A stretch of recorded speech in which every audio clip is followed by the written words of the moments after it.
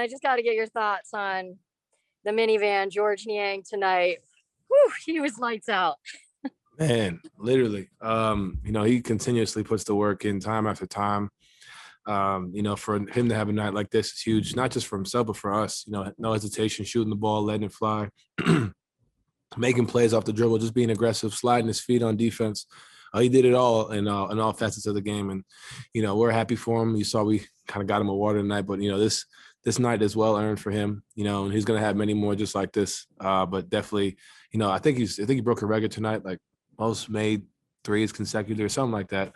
But I'm glad that, the work that he's been putting in is paying off, and you're seeing him have a really good season. Eric Walden, Salt Lake Tribune. Don, there was a lot not going right for you guys early in the game, and then all of a sudden you start stringing a few stops together, you start making some threes, and the next thing you know, it's a 26-2 run, and you guys are up, 15 or 20. What does it say about this team that you've got, the capability to just go on incredible runs like that at any given moment? I think, the biggest thing, it just shows the will and the the character of this team. I think that's really where it starts with us. It's never going to be perfect. We're going to have halves like that, but it's not a much matter of reflecting on the half. It's a matter of what we do next. I think that's something that we've really, excelled in this year so far, is not really worrying about, the mistakes, understanding weather the storm, understanding that, they came out hot. They came out ready to play. They've played loose and played free. And then we locked in, and, it's always easy to say, man, we should have done it from the beginning, but it's not always going to be the case.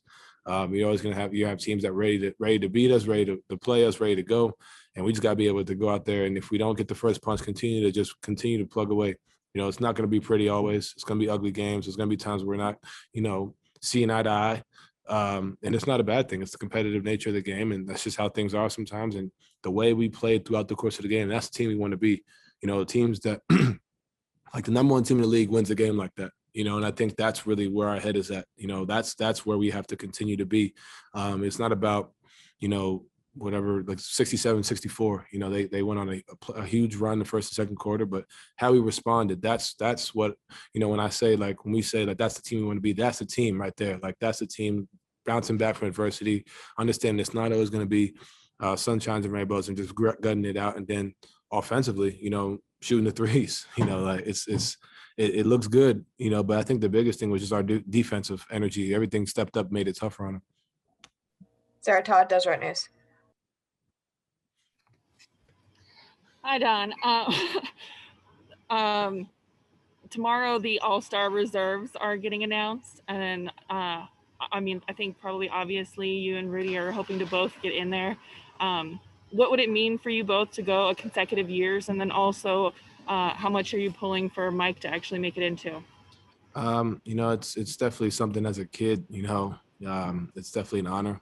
I think the biggest thing, it just equates to our team success. If him and I make it, I don't think that's what we kind of come into the season looking at. I think, for him and I especially, just kind of go out there and doing anything, whatever it takes to win, and for him, it's, you look at how he played tonight, not necessarily, having a big game offensively, but, he did a lot defensively.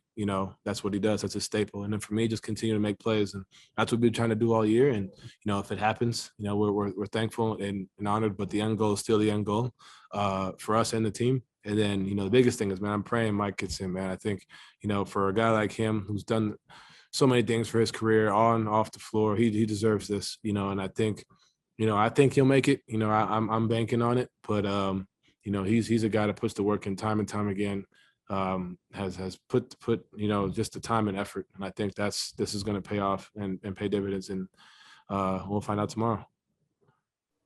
John Kuhn, AP. Donovan, as a team tonight, you guys made a franchise record 28 3-pointers. The last time you guys played the Hornets, you made a franchise record 26 3-pointers. What about the way Charlotte defends you guys on the perimeters allowed you to have that much success consistently against them specifically? I think, they're a team that takes risk, and I don't mean that in a negative way. I mean that they have the personnel to do so. They have guys who are athletic, guys who are, able to gamble and able to kind of get in the passing lane. They're a team that turns people over and scores in transition. I'd do the same thing if I was them. I think, but it's about being able to keep our composure, through that, through the presses, through the trying to blow up our actions, just understanding, keeping our feet, shot faking, making the extra pass, making the pass on target. With a team like that, you're going to turn the ball over. I think we had 19 tonight. I had like 5 or 6 myself, but it's continuing to play through that, understanding that there's going to be nights where they help, they help untraditionally. They help strong side. They play, they gamble and do different things. And, we just got to continue to our level of focus has to raise even higher. And I think we did that. And that's why we're able to get these threes off.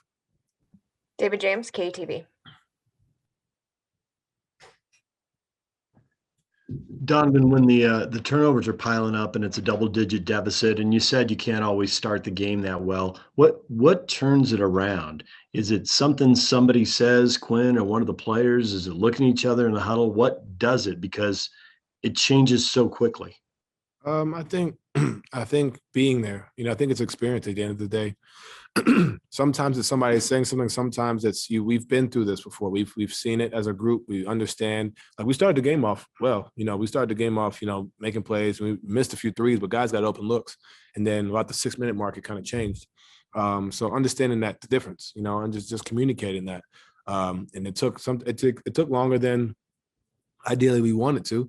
But I wouldn't even say it was the offense, to be honest with you. I think the turnovers were one piece, but, just being able to get back in transition after makes. There's a layup play where I made a layup and fell, and then I'm jogging back. We're not communicating. We're not talking. We're not pointing. So we can turn the ball over. It's going to happen as part of the game, but it's how do we, match up? Do we take a foul early to prevent them from running the break? We knew they were going to do that, but we didn't have enough attention and detail to that early.